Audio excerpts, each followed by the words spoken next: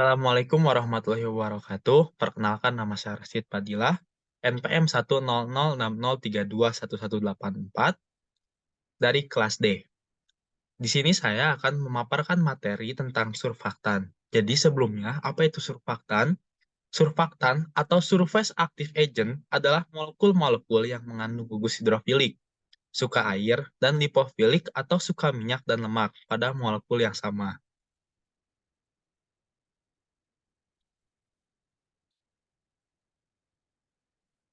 Surfaktan memiliki beberapa karakteristik, yaitu surfaktan memiliki sifat amfifil atau bersifat hidrofil suka air ataupun lipofil suka minyak. Dengan kata lain, surfaktan memiliki gugus polar dan nonpolar. Sifat surfaktan tersebut membuat surfaktan akan berada atau diabsorpsi pada permukaan atau antarmuka suatu cairan. Surfaktan memiliki 4 klasifikasi. Yang pertama ada surfaktan anionik, yaitu surfaktan yang bagian alkilnya terikat pada suatu anion. Karakteristiknya yang hidrofilik disebabkan karena adanya gugus anionik yang cukup besar. Biasanya gugus sulfat atau sulfonat. Contohnya adalah garam alkana, sulfonat, garam olefin sulfonat, garam sulfonat asam lemak rantai panjang. Yang kedua ada surfaktan kationik, yaitu surfaktan yang bagian alkilnya terikat pada suatu kation. Surfaktan ini memecah dalam media air dengan bagian kepala bertindak sebagai pembawa sifat aktif permukaan. Contohnya adalah garam alkil trimetil amonium, garam dialkil dimetil amonium, dan garam alkil dimetil benzil amonium. Yang ketiga, ada surfaktan nonionik, yaitu surfaktan yang bagian alkilnya tidak bermuatan. Contohnya ester gliserin, asam lemak, ester sorbitan, asam lemak, ester sukrosa asam lemak, polietilena alkil amina, glukamina, alkil alkil poliglukosida, monoalkonol amida, dialkanol amina, dan alkil amina oksida. Yang keempat ada surfaktan amfoter, yaitu surfaktan yang bagian alkilnya mempunyai muatan positif dan negatif. Contohnya surfaktan yang mengandung asam amino, betain, dan fosfobetain.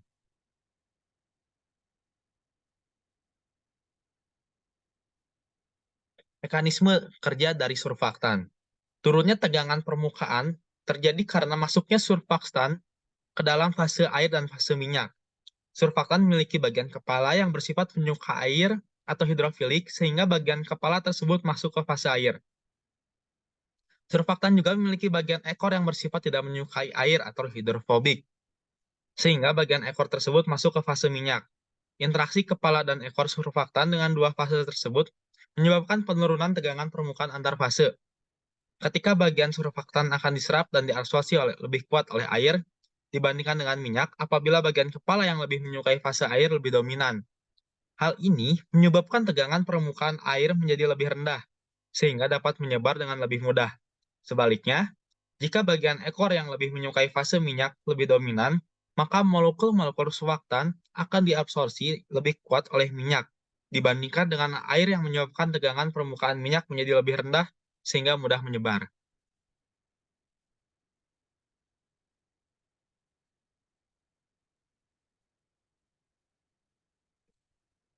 Sifat pergerakan dari surfaktan. Surfaktan akan selalu berada pada antarmuka suatu cairan bila jumlah gugus hidrofil dan lipofilnya seimbang.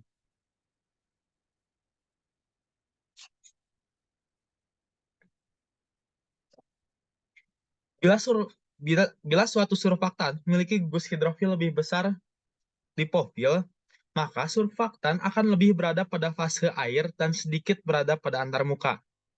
Sebaliknya, bila suatu surfaktan memiliki gugus hidrofil lebih kecil lipofil, maka surfaktan akan lebih berada pada fase minyak dan sedikit berada pada antarmuka.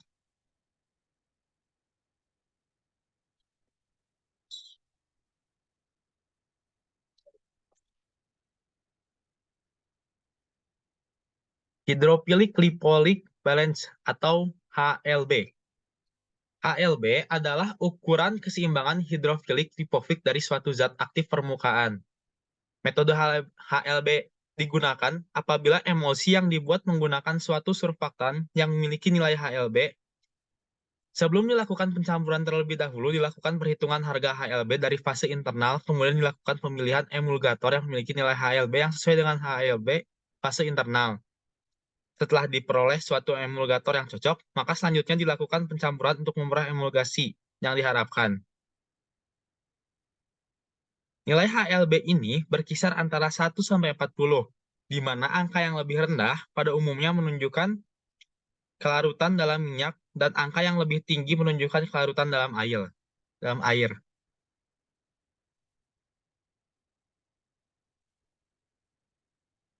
Nah, untuk menghitung HLB sendiri, ada dua cara. Yang pertama adalah cara substitusi dan aligatif. Untuk cara substitusi adalah masukkan nilai-nilai parameter yang diketahui.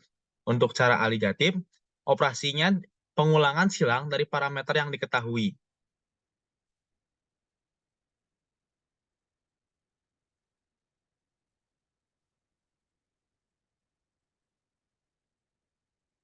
Selanjutnya ada kegunaan dari surfaktan. Yang selanjutnya ada kegunaan dari surfaktan. Yang pertama, surfaktan berguna untuk menurunkan tegangan permukaan. Surfaktan berada pada permukaan sehingga menghubungkan antara cairan dan udara dapat meningkatkan gaya adhesi dari cairan dan udara. Surfaktan dapat menurunkan tegangan permukaan sampai batas tertentu saja, yaitu sampai seluruh permukaan jenuh oleh surfaktan. Yang kedua,